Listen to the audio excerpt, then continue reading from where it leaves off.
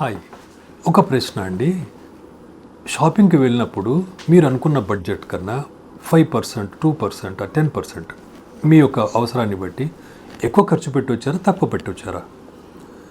నా అనుభవం ప్రకారంగా ఇంకా చాలా స్టడీస్ కూడా చెప్తాయి. మనం ప్రతిసారి వెళ్ళినప్పుడు ఒక బడ్జెట్ అనుకుని వెళ్తే budget plus X maybe 3, 5, 10 depending on the situation or అవసరాన్ని బట్టి మనము ఖర్చు పెడతాము. కారణం ఏమై ఉంటుంది? అంత క్లియర్గా ప్లాన్ చేసుకున్నా కూడా ఎక్స్ట్రా పెట్టి రావడానికి కారణం ఏమై ఉంటుంది? కంటిన్యూషన్గా ఇంతకుముందు చెప్పినట్టుగా ఇవాళ సేల్స్ అండ్ మార్కెటింగ్ ఎగ్జిక్యూటివ్స్ యొక్క రెస్పాన్సిబిలిటీస్ చెప్తారండి. దానికి కూడా కారణం ఎందుకు అవి చెప్పుకోవాలి అంటే, ఇప్పుడు అన్నట్టుగా మనము ఖర్చు ఎక్కువ పెట్టుకొని వచ్చేయమంటున్నాం. అది పెట్టినందుకు మనము నిజంగా చెప్పాలంటే అందరం ఎంతో కొంత అనుభవం ఉన్న వాళ్ళమే. తొందరపడి ఎవరంటే ఎక్కువ పెట్టేస్తే ఏమైపోతుందన్న ఒక తెలియని ఇన్సెక్యూరిటీ, ఆల్వేస్ సేవింగ్స్ పైన మన యొక్క దృష్టి ఉంటుంది. అటువంటి వాడిని మనము ఇవాళ 10 రూపాయలు ఎక్కువ పెట్టుకొని వస్తున్నాం. కారణం ఏంటి అని అంటే దాని వెనుకున్న బిజినెస్ స్ట్రాటజీస్ అండి. బిజినెస్ పెట్టేవాళ్ళు మన అవసరాలని అర్థం చేసుకుంటారు. అవసరాలను అర్థం చేసుకోవడమే మార్కెటింగ్ అంటే. Need identification.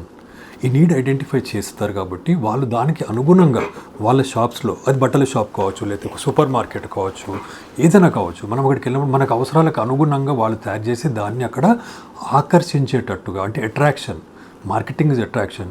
ఆ విధంగా అక్కడ క్లియర్గా స్టోర్ లేఅవుట్స్ అవన్నీ మంచిగా డిజైన్ చేయబట్టి మనకేమవుతుందంటే మన అవసరాలు ఆ టైంకి గుర్తొచ్చి మనము మన అవసరాలు తీర్చుకోవడానికి అటువంటి ఎక్స్ట్రా ఖర్చులు పెడతాం. కానీ అల్టిమేట్గా both of us will be benefiting. It is not that shop వాళ్ళు మనకేదో చేస్తున్నారు లేకపోతే మనం తెలియకుండా చేసేమో అంటే మోసపోయామన్న ఫీలింగ్ కాకుండా ఏంటంటే అది మన అవసరాలను తీర్చుకోవడానికి. సో దీని వెనుక ఉన్న స్ట్రాటజీసే మార్కెటింగ్ అండ్ సేల్స్ అండి. సో ఇవాళ నేను దీనికి in continuation of my previous video sales versus marketing చెప్పాను. దానికి తగ్గట్టుగా సేల్స్ అండ్ మార్కెటింగ్ ఎగ్జిక్యూటివ్స్ యొక్క రెస్పాన్సిబిలిటీస్ అండ్ రోల్స్, ఎందుకంటే వాళ్ళ రెస్పాన్సిబిలిటీస్ రోల్స్ పర్ఫెక్ట్గా ఉన్నప్పుడు బిజినెస్ సక్సెస్ అవుతుందండి. ప్రతి బిజినెస్ ఓనర్ కావచ్చు, లేదా ఒక స్టూడెంట్ కావచ్చు, అర్థం చేసుకోవాల్సిన కాన్సెప్ట్సే ఇవి. నా పేరు డాక్టర్ అంజన్. నాకు 20 సంవత్సరాల అనుభవం ఉందండి. Teaching, training and industry. My qualifications are MBA, MPhil and PhD.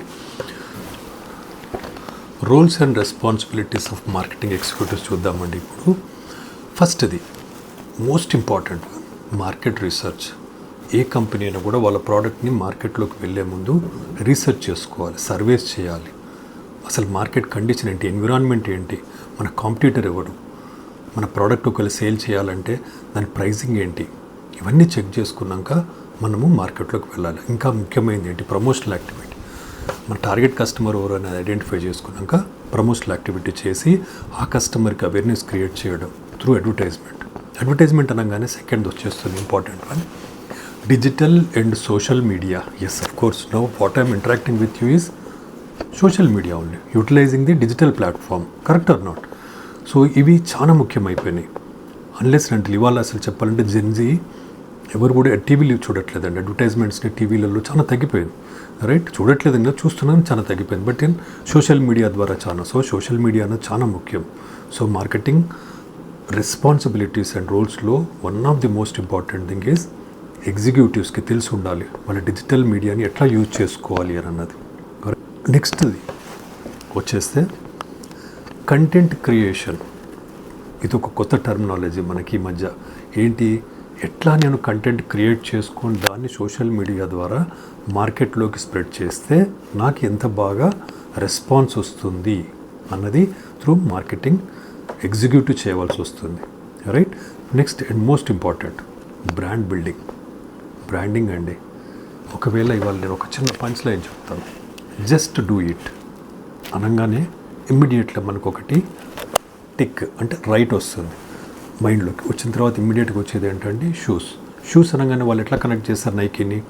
Not that it is because shoes అనగానే షూస్ వేసుకొని ప్రొటెక్షన్ కాదు. Fitness is very important. Always వాళ్ళు ఎప్పుడు కూడా ఫిట్నెస్ గురించి మాట్లాడతారు. సో ఇట్లా మనం చెప్పాలంటే మార్కెటింగ్ ఎగ్జిక్యూటివ్స్కి రెస్పాన్సిబిలిటీస్ ఇవే కాకుండా ఇంకా కూడా చాలా ఉంటాయి, బట్ ముఖ్యమైనవి ఇవి. సో ఈ 3 లేకపోతే 4 రెస్పాన్సిబిలిటీస్ని పర్ఫెక్ట్గా నేర్చుకొని ఎగ్జిక్యూట్ చేయడమే మార్కెటింగ్ ఎగ్జిక్యూటివ్స్ యొక్క బాధ్యతలండి. అండ్ దెన్ ఇంకొకటి ఉంటుంది అకౌంటబిలిటీ. చాలాసార్లు ఏమవుతుందంటే ఇది నాది కాదు అని చెప్పి అనుకున్నప్పుడల్లా అది కాంట్రడిక్షన్స్కి దారితీస్తుంది. సో కాంట్రడిక్షన్స్ ఉండద్దు అని అంటే మనకి చాలా క్లియర్గా రెస్పాన్సిబిలిటీస్ అండ్ రూల్స్ని డివైడ్ చేసి రాసుకోవాలి వాటిని, రైట్. సో ఇది మార్కెటింగ్ ఎగ్జిక్యూటివ్స్ యొక్క responsibilities. One more important responsibility వచ్చేస్తే రిటర్న్ ఆన్ ఇన్వెస్ట్మెంట్. మార్కెటింగ్ అనగానే ఇంతకుముందు కూడా చెప్పానండి నేను, మార్కెటింగ్ యొక్క డెఫినేషన్లో ఏముంటుందంటే ఫస్ట్ నీడ్ ఐడెంటిఫై చేసుకోవడం, తర్వాత కస్టమర్ని నీడ్ని ఫుల్ఫిల్ చేయాలి, ప్రాబ్లమ్ సాల్వ్ చేస్తూ ఏదో ప్రోడక్ట్ కానీ సర్వీస్ని ప్రొవైడ్ చేసి, then customer satisfaction, and last it is nothing but return on investment. మనం పెట్టిన ఖర్చుని ఇన్వెస్ట్మెంట్ లాగా రిటర్న్ తెలుసుకోకపోతే ఎప్పుడు కూడా సక్సెస్ కాదండి కంపెనీ. సో ఎంతైతే ఇన్వెస్ట్ చేసామో దానిపైన మనకి రెవెన్యూస్ జనరేట్ చేసి దాన్ని ప్రాఫిట్స్ కింద కన్వర్ట్ చేసుకోగలగాలి. ఇది కూడా మార్కెటింగ్ యొక్క most important responsibility. So as a marketing executive ఈ పర్టికులర్ రెస్పాన్సిబిలిటీస్ అన్నింటినీ కరెక్ట్గా రోల్స్ కిందకి డివైడ్ చేసుకొని వాటిని ఎగ్జిక్యూట్ చేయడమే ముఖ్యమైన ఉద్దేశం. So that businesses will. Sales executives యొక్క రోల్స్ అండ్ రెస్పాన్సిబిలిటీస్ గురించి మాట్లాడదాం ఇప్పుడు మనము. First and foremost important thing వచ్చేస్తే లీడ్ జనరేషన్ అండ్ ప్రాస్పెక్టింగ్. మనం ఒక డేటాబేస్ క్రియేట్ చేసుకోవాలి, either through cold calling and referrals ద్వారా ఒక డేటాబేస్ క్రియేట్ చేసుకొని కస్టమర్స్ యొక్క రిక్వైర్మెంట్స్ని మనం ముందే ఐడెంటిఫై చేసుకోవడం. జనరల్గా ఈ లీడ్ జనరేషన్ అండ్ ప్రాస్పెక్టింగ్ ఏంటంటే మనము కాల్స్ చేస్తాం, sometimes it is through 1-to-1 marketing, personal selling, రెండోదేమో ఫోన్ ద్వారా కూడా. సో ఇవన్నీ చేసినప్పుడు మనం ఒక 20 నుంచి 25 మందిని మనం కాల్స్ చేస్తే సామాన్యంగా 10% or maybe sometimes 5% will be only percentage customers మనకు రెస్పాండ్ అయ్యి పాజిటివ్గా కొనుక్కుంటామంటారండి. So this is the first one, lead generation and prospecting. Sales executives యొక్క roles and responsibility. Second point వచ్చేస్తే ప్రోడక్ట్ ప్రజెంటేషన్ అండ్ డెమాన్స్ట్రేషన్ అండి. ఇది ఎప్పుడు జరుగుతుంది? మనం ఎప్పుడైతే లీడ్ జనరేషన్లో మనం ప్రోడక్ట్ కస్టమర్ని ఐడెంటిఫై చేసుకొని వాళ్ళకి మనము అవసరం తగ్గట్టుగా వాళ్ళ అపాయింట్మెంట్ తీసుకొని అక్కడికి వెళ్ళి మన ప్రోడక్ట్ యొక్క ప్రజెంటేషన్ ఇవ్వాలి. ప్రజెంటేషన్ ఇచ్చినప్పుడు దాంట్లోంచి కస్టమర్కి చాలా డౌట్స్ జనరేట్ అవుతాయి. ఆ డౌట్స్ని క్లారిఫై చేయాలి. వాళ్ళకున్న అన్ని రకాల డౌట్స్ని క్లారిఫై చేసినప్పుడే మనకి సక్సెస్ వస్తుందండి. ఎందుకంటే 90% of the sales or business will happen by handling the objections. ఈ ప్రజెంటేషన్ డెమాన్స్ట్రేషన్లో జరిగేది ఏంటంటే ఆబ్జెక్షన్స్ హ్యాండ్లింగ్ అంటాం. ఆబ్జెక్షన్స్ ఏంటి? ఫస్ట్ నేను నో అని మొదలవుతాడు కస్టమర్. ఎందుకు? It is the general tendency of any human being. ఎందుకులే నాకు ఇది ప్రస్తుతం అన్నట్టుగా ఉంటుంది. కానీ వాళ్ళకి అనుగుణంగా ఇది అవసరాన్ని మీరు కరెక్ట్గా కనెక్ట్ చేస్తే తప్పకుండా కొంటారు. So objections are stepping stones for the success అంటారు. సో సేల్స్ ఎగ్జిక్యూటివ్స్ ఎప్పుడు కూడా నోని నో లాగా అనుకోదు. నో అంటే ఓకే, దాంట్లో ఏదో డౌట్స్ ఉన్నాయి, ఆ డౌట్స్ని క్లారిఫై చేయడమే. సో ప్రోడక్ట్ ప్రజెంటేషన్ అండ్ డెమాన్స్ట్రేషన్లో వాళ్ళ యొక్క డౌట్స్ని చాలా క్లియర్గా మనము క్లారిఫై చేయగలగాలి. థర్డ్ పాయింట్ వచ్చేస్తే నెగోషియేషన్స్ అండ్ క్లోజింగ్. నెగోషియేషన్ అంటే ఏంటి? జనరల్గా ఇక్కడ జరిగేది ఏంటంటే బార్గెనింగ్. కస్టమర్ ఎప్పుడు కూడా ప్రైజింగ్ పైన బార్గెనింగ్ చేస్తాడండి. ప్రైస్ ఎప్పుడు కూడా తక్కువే కావాలనుకుంటారు ఎవరైనా అంతే. ఇది high quality with low pricing కొనాలనుకుంటారు. సో నెగోషియేషన్స్లో జరిగేది ఇదే ముఖ్యమైనది. వాళ్ళు ఏంటంటే క్వాలిటీ హై ఎక్స్పెక్ట్ చేస్తారు, బట్ ప్రైజింగ్ దగ్గర తక్కువ ఉంటారు. సో అప్పుడు ఆ క్వాలిటీ మీరు ఏదైతే వాళ్ళకి అందజేస్తున్నారో దానివల్ల వాళ్ళకి జరిగే లాభాలు ఏంటన్నది వాళ్ళకి మనం కస్టమర్ని క్లియర్గా చెప్తే 100% customer will buy. So this is something like overcoming the objections. ఎప్పుడైతే ప్రైజింగ్ నేను పెట్టానంటుంటే that is a kind of objection. Second దాంట్లో చూస్తాం మనం పాయింట్లో, రైట్. సో ఈ ఆబ్జెక్షన్స్ ఎప్పుడైతే హ్యాండ్లింగ్ ప్రాపర్ చేస్తామో 100% customer will be giving us the sale. That is nothing but we are closing the sale. Fourth point వచ్చేస్తే ఆఫ్టర్ సేల్ సర్వీస్ అండి. చాలాసార్లు మనకి ఏమవుతుందంటే కస్టమర్స్కి ఒక్కసారి సేల్ చేసేసాం కదా అయిపోతుంది అనుకుంటాం. కానీ repurchase is one of the biggest challenges faced by the companies. Repurchase అంటే ఏంటి? కస్టమర్ ఒక్కసారి కొనడం చాలా ఈజీ. మనం డిస్కౌంట్స్ ఇస్తాం బార్గెనింగ్లో, లేకపోతే ఫస్ట్ టైం కస్టమర్ కాబట్టి మీకు స్పెషల్గా మేము ప్రొవైడ్ చేస్తున్నాం అని అనేసి డిఫరెంట్ ఆఫర్స్ మనం ప్రొవైడ్ చేస్తాం.